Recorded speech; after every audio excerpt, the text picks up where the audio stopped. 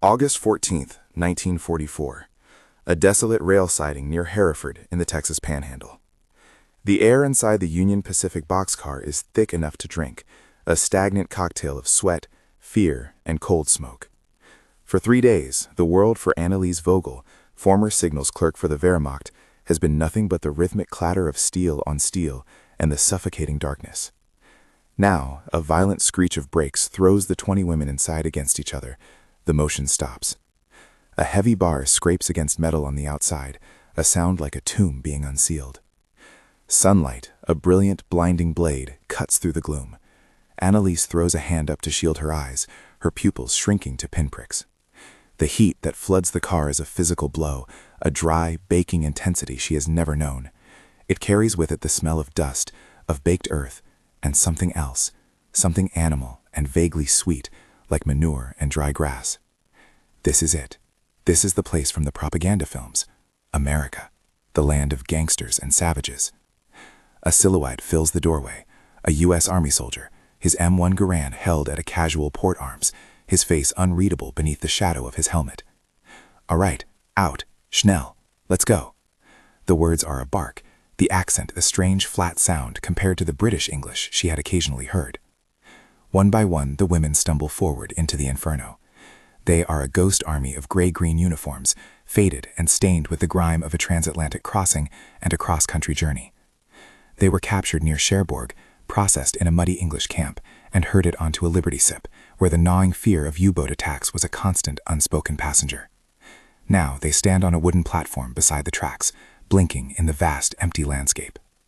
The sky is immense, a bleached-out blue that stretches to a horizon so flat and distant it seems to bend. There are no rolling hills, no ancient forests like the ones surrounding her home in the Schwarzwald. Only endless, sun-scorched plains, dotted with scraggly brush. A lone hawk circles high above, a black speck in the shimmering heat. 2 more soldiers, military police with white stenciling on their helmets, move down the line with practiced efficiency. One carries a coil of rough hemp rope, the other a set of steel manacles that jangle with a grim rhythm. Anneliese watches as they approach the woman at the front of the line, a stern-faced nurse named Ingrid. The soldier grabs Ingrid's hands and cinches a rope tight around her wrists. Ingrid flinches but does not cry out. Her pride, the last currency she possesses, will not allow it. Anneliese's heart hammers against her ribs. This is what Dr. Goebbels had warned them about. The Americans, especially the so-called Cowboys, were a lawless people. They had no honor. They would be worked to death in the fields, treated worse than animals. The ropes and chains were proof. It was all true. The MP reaches her. He is young, with a face full of freckles that seem out of place above the grim set of his jaw. He doesn't meet her eyes. He simply grabs her wrists, the skin already raw and chafed, and wraps the coarse rope around them, pulling the knot tight. The fibers bite into her flesh. She is bound. She is chattel. Her gaze drops to her feet, to the dust that cakes her worn boots. Shame is a hot metallic taste in her mouth.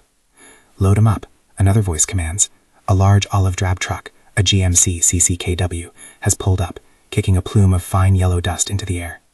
The tailgate is down, a ramp to their new prison. They are herded toward it, shuffling, their heads bowed. The ropes connecting them force them into a clumsy, humiliating line. Anneliese risks a glance at the faces of her companions. She sees terror, resignation, and a flicker of defiant hatred in the eyes of a few. They are all thinking the same thing.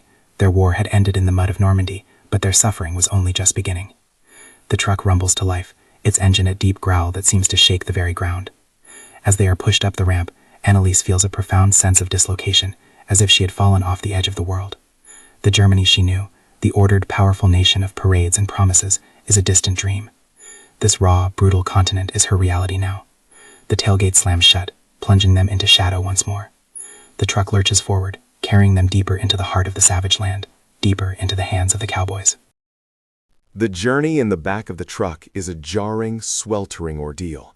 The steel walls of the cargo bed radiate heat, turning the enclosed space into an oven. Dust billows through the gaps in the canvas cover, coating their faces and catching in their throats. Through small tears in the fabric, Anneliese catches glimpses of the alien world passing by. Endless fences made of a strange wire with sharp barbs. Gaunt, long-horned cattle that watch the truck pass with unnerving stillness.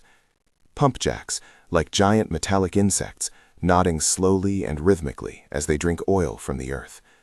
There are no villages, no churches, no people. Just the immense, crushing emptiness of the land and the sky. This is a place that could swallow a person whole, a place where civilization felt like a fragile rumor.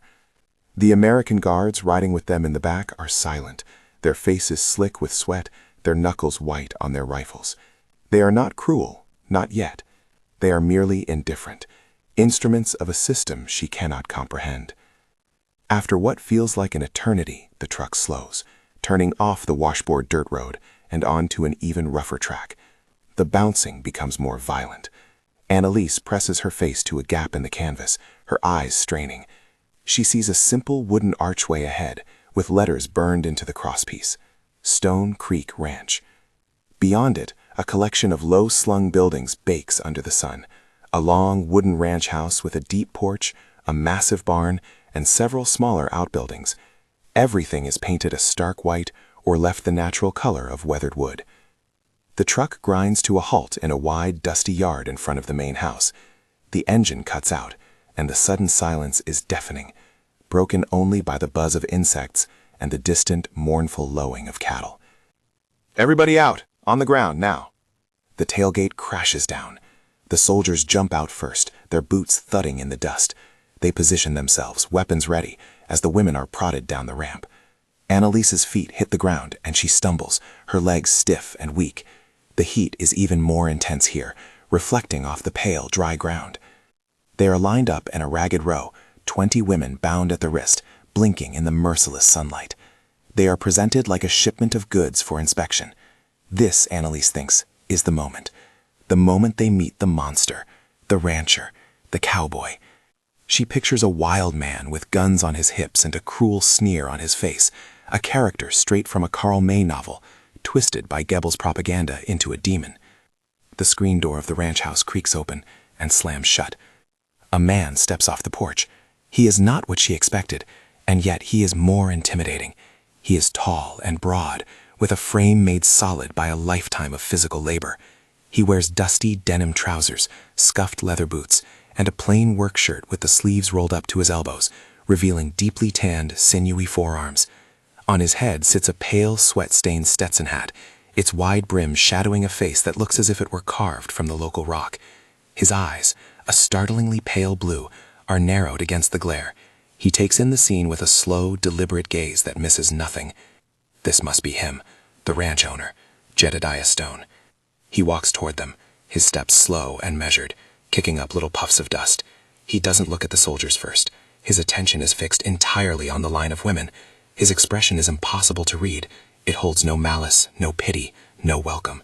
It is the look of a man assessing livestock, checking for strength, for health, for defects. Annalise feels her skin crawl under his appraisal. She lowers her eyes, focusing on the intricate pattern of cracks in the dry earth at her feet. The ranking NCO, a Sergeant Miller with a clipboard in his hand, steps forward and clears his throat.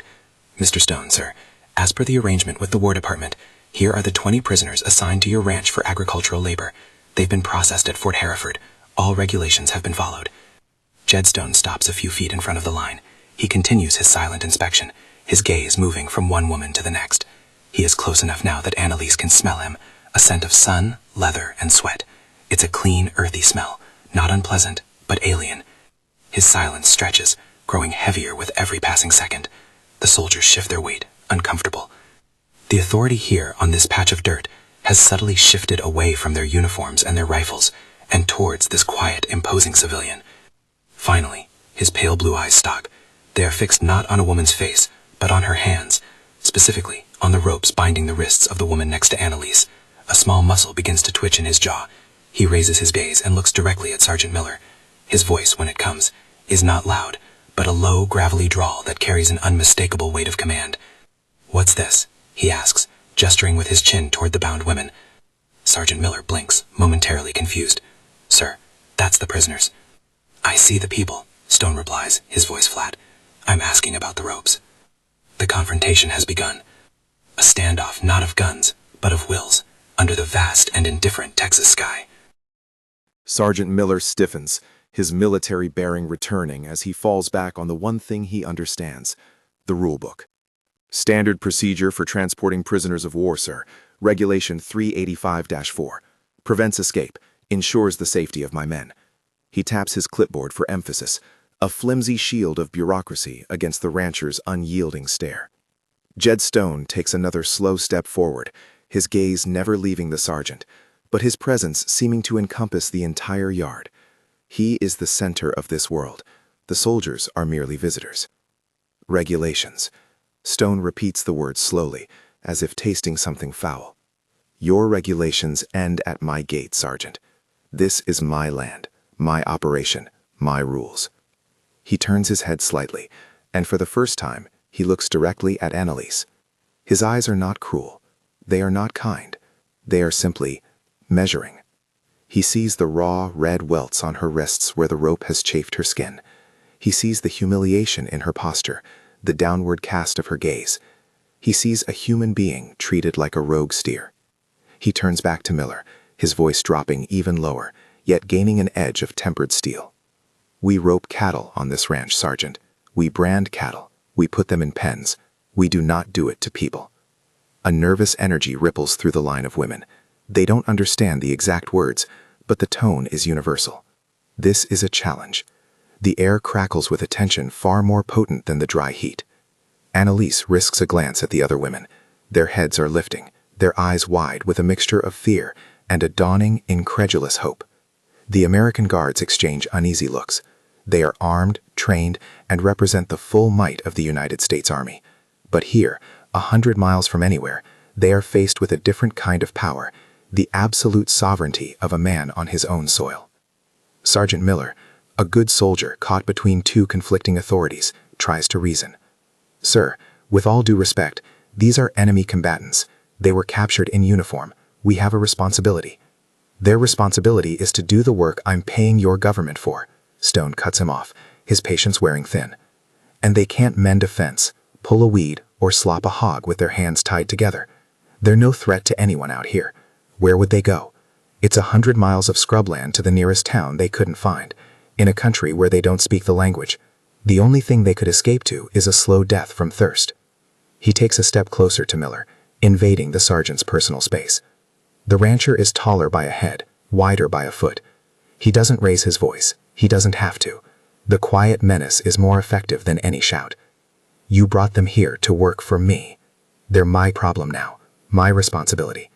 And I'm telling you, on this ranch, we don't chain people. He pauses, letting the words hang in the hot, still air. His pale eyes are like chips of ice. Take them off. It is not a request. It is a command, delivered with the calm finality of a judge passing sentence. Sergeant Miller's face flushes a deep red. His training, his orders, his entire military career screams at him to refuse, to assert his authority. He opens his mouth to object again, to quote another paragraph from his regulations. But he looks into Jed Stone's unwavering eyes and sees a line he knows he cannot cross. He sees a man who has lived his entire life by a simple, unbreakable code, a code that has nothing to do with army manuals printed in Washington, D.C. It is a code written on the land itself. The sergeant's mouth closes. The battle of wills is over. It was never a fair fight. He turns to his men, his posture defeated. He avoids looking at the rancher. You heard him, he mutters, the words tasting like ash in his mouth. Cut them loose. The two MPs look at each other, then at their sergeant, then at the towering rancher. One of them shrugs. He pulls a clasp knife from his pocket, the click of the blade opening echoing unnaturally in the silence. He walks toward the first woman in the line, Ingrid, the nurse. Annalise holds her breath. She watches the soldier approach, the knife in his hand. For a terrifying second, the old propaganda-fueled fear surges back. But he doesn't raise the knife in a threat. He reaches down, grabs the rope binding Ingrid's wrists, and with a single sharp motion, saws through the fibers. The rope falls away into the dust. Ingrid slowly, tentatively, brings her hands apart. She flexes her fingers, rubbing her chafed wrists. She looks up at Jed Stone, her stern face a mask of utter astonishment. Then the soldier is in front of Annalise. She holds her hands out, her heart pounding a frantic rhythm against her ribs. She feels the sharp edge of the blade slide between her wrists, the tension of the rope giving way. And then, she is free. Her hands fall to her sides, tingling as blood rushes back into them. The freedom is a shock, a sudden lightness that feels almost painful. She slowly raises her head, her gaze drawn irresistibly back to the rancher. He is still watching them, his expression unchanged. He is not a savior. He is not kind. He is something far more complex. He is a man who saw an injustice according to his own laws, and he righted it simply because it was happening on his land. The lawless American cowboy, the savage from the posters, had just demonstrated a code of honor more rigid and more profound than any she had ever witnessed from the decorated officers of the Third Reich.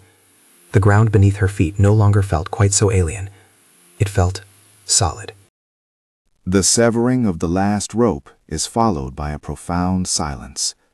The only sounds are the wind whistling softly around the corners of the barn and the distant, rhythmic squeak of a weather vane. The 20 women stand in a loose, uncertain line, rubbing their wrists, flexing their fingers, rediscovering the simple freedom of individual movement. The red marks on their skin are stark symbols of the dignity that has just been, impossibly, returned to them. Annalise looks down at her own hands. They are trembling slightly. It's not from fear anymore, but from the shock of a reversed expectation, a cognitive dissonance so powerful it makes her feel lightheaded. For months she had been conditioned to expect cruelty, to see Americans as a degenerate, unprincipled enemy. The Nazi newsreels had shown them as gum-chewing simpletons or brutal gangsters. Her own officers had spoken of them with contempt. But the reality confronting her now is a single, unyielding man whose principles, whatever they might be, had just overruled a military directive. Sergeant Miller, his duty reluctantly discharged, shoves his clipboard under his arm. His face is a thundercloud of professional indignation. My report will state that the prisoners were unchained at your insistence, Mr. Stone. Any escapes will be your liability. Jed Stone gives a slight, almost imperceptible nod. He accepts the terms without comment. He turns his attention back to the women. He points a long, thick finger toward a low building set apart from the main house and barn. It's a bunkhouse, simple and functional, with a small porch and a clean, whitewashed exterior. "That's your quarters," he says. His voice carries easily in the dry air. He then looks at a sturdy, sun-weathered woman in her 50s who has emerged from the main house. She has kind eyes and hands that look as capable as her husband's. This is Martha Stone. Martha will show you. Rules are simple. You work from sunup to sundown. You get 3 meals a day. You don't cause trouble. You don't try to run. Do your work and you'll be treated fair. He speaks slowly, using simple words, as if talking to children, but there is no condescension in his tone. It's practical, direct. Martha Stone steps forward, a stark contrast to her husband. Where he is granite, she is warm earth. She offers a small, hesitant smile that doesn't quite reach her eyes. She is wary too, but there is no hostility in it. "Kommen Sie," she says, using one of the few German words she likely knows. "Come." She gestures for them to follow. The women hesitate for a moment, a herd instinct making them reluctant to break formation. Then Ingrid, the nurse, takes the first step, then another. Slowly, the others follow. A ragged column of gray-green moving across the dusty yard toward the bunkhouse. They walk past Jed Stone, who stands like a statue, watching them go. Annalise chances one last look at him. His face is still unreadable, but she senses that for him, the dramatic confrontation is already over. It was a matter of principle, and the principle has been satisfied. The rest is just work. The guards watch them go, their expressions a mix of resentment and relief. Their authority has been subverted, but a difficult duty has also been lifted from their shoulders. They will no longer be jailers, merely overseers. Inside, the bunkhouse is shockingly clean. 10 simple wooden bunk beds line the walls, each with a thin but clean mattress, a folded wool blanket, and a small pillow. There is a potbelly stove in the center of the room for the cold desert nights to come. At the far end, a door leads to a basic washroom with a pump and basins. It is sparse, a barracks like any other, but it is not a cell. There are no bars on the windows, which look out onto the vast, open prairie. The women spread out, each claiming a bunk, moving with a dazed, quiet purpose. They touch the rough blankets, run their hands over the smooth wood of the bed frames. Annalise sits down on a lower bunk, the springs groaning under her weight. The smell of pine and lye soap fills her nostrils. It's a clean smell, a human smell. For the first time in months, since the chaos of the invasion, she is in a space that feels safe. It is a prison, yes. She is a prisoner of war thousands of miles from a home that may no longer exist. But the ropes are gone, the clanking manacles are gone. And the terror of the unknown, the fear of the savage cowboy, has been replaced by a bewildering and profound sense of confusion. Through the window, she can see the rancher, Jed Stone, talking to Sergeant Miller. He gestured toward a distant field, and even from this distance, his movements are economical and decisive. He is a man in complete control of his environment. He had not freed them out of compassion. He had freed them because it was his way. On his land, under his sky, people were not to be chained. It was as simple and as absolute as the sunrise. The shock of this realization is a quiet explosion in her mind, shattering the foundations of everything she had been taught to believe about her enemy. The day is not over, and the hard labor is yet to begin. But something fundamental has already shifted. Forever. The first light of dawn spills over the flat horizon, painting the Texas sky in shades of pale rose and dusty orange. The day begins not with a bugle or a shouted command, but with the clang of a heavy iron triangle from the porch of the main house. The sound cuts through the cool morning air, a summons to work. Inside the bunkhouse, Annalise and the other women are already awake. Sleep had been fitful, a shallow sea of strange dreams and anxieties. They dress in silence, putting on the same worn uniforms, but something is different. Their movements are less constricted, their shoulders less hunched. The phantom weight of the ropes is gone, but it has been replaced by a different kind of weight, the burden of understanding. Breakfast is in a separate mess hall, a long wooden table laden with plates of scrambled eggs, thick-cut bacon, and stacks of buttermilk biscuits with gravy. It is more food than they have seen at one time in years. They eat quickly, ravenously, not daring to speak, acutely aware of Martha Stone watching them from the kitchen doorway. Her expression is not unkind, but it is vigilant. They are still the enemy. Then comes the work. Jed Stone meets them outside, his hat pulled low against the rising sun. He doesn't waste words. He divides them into groups. Some are sent to the vast vegetable garden behind the house to weed and water under Martha's supervision. Others are sent to the chicken coops. Annalise's group is assigned to fence mending with Jed himself. He leads them out in an old Ford pickup truck, bouncing across a pasture toward a sagging line of barbed wire. He shows them how to use the tools, a post hole digger, a wire stretcher, a hammer. He communicates with gestures and a few simple, repeated English words: here, pull, hold. His hands, rough and calloused, move with an expert's economy, showing them how to splice the broken wire, how to hammer in the staples to hold it taut against a creosote posts. The work is brutal. The sun climbs, becoming a relentless white furnace in the sky. Sweat stings Annalise's eyes and soaks through her uniform. Her hands, soft from years of office work, are quickly blistered and raw. The barbed wire tears at her clothes and her skin. But there is a strange purity to the labor. It is hard, but it is honest. Her pain and exhaustion are the result of a tangible effort, not of malice or humiliation. Jed Stone works alongside them. He doesn't just supervise. He digs, he pulls, he hammers. His movements a powerful, efficient rhythm. He expects them to keep up, and he offers no praise when they do, but he is not a cruel taskmaster.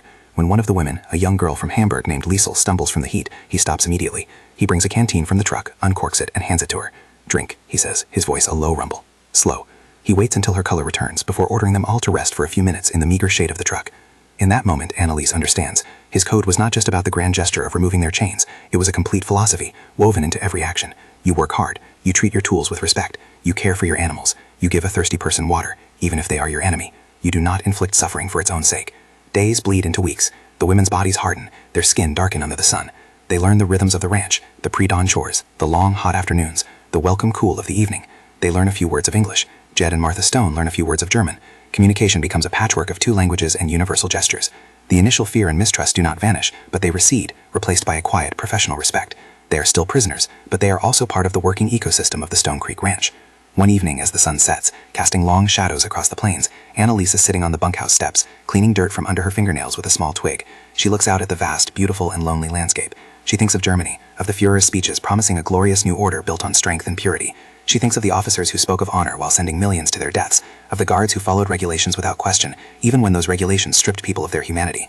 And then she thinks of Jet Stone, a rough man in a dusty hat who owned a small patch of an enormous country, a man who had probably never read a book of philosophy in his life, but who possessed a moral clarity as sharp and unforgiving as the landscape he inhabited. He had not freed them from their captivity, but in one single defiant act, he had freed them from their shame. He had shown them that a person's worth was not determined by their uniform or their nationality, but by their willingness to work and to treat others with a basic, fundamental decency. The Nazi propaganda had been right about one thing: America was a lawless land. It was a land where a single man's personal code of honor could be a law more powerful than any government regulation. And for Annalise Vogel, a prisoner of war stranded in the middle of the Texas Panhandle, that realization was the most profound and liberating truth of all. The war had taken everything from her, but on this dusty ranch, she was slowly, unexpectedly, finding a piece of herself she never knew she had lost.